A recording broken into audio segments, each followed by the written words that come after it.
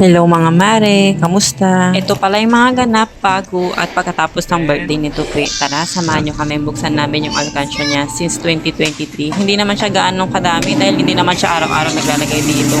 Pero masayang masaya siya kasi nga nakapaglagay siya ng coins kahit papaano. Nakapag-grocery na rin kami ng stock sa bahay kahit papaano. Ayan, bumili na rin pala ako ng konting decoration para sa birthday nito pre. Kami-kami lang naman yung mag-celebrate at sa school niya. And bumili na rin ako ng para sa mga loot bags sa mga classmates niya. Eto, sinobrahan ko na kasi ginagamit ko din sa live na ginagawa kong live.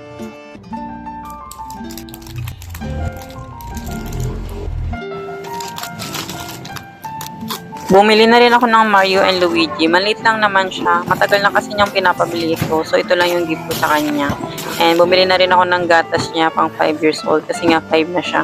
Ayan, good for ano niya na siguro to. Grabe yung tipid ko,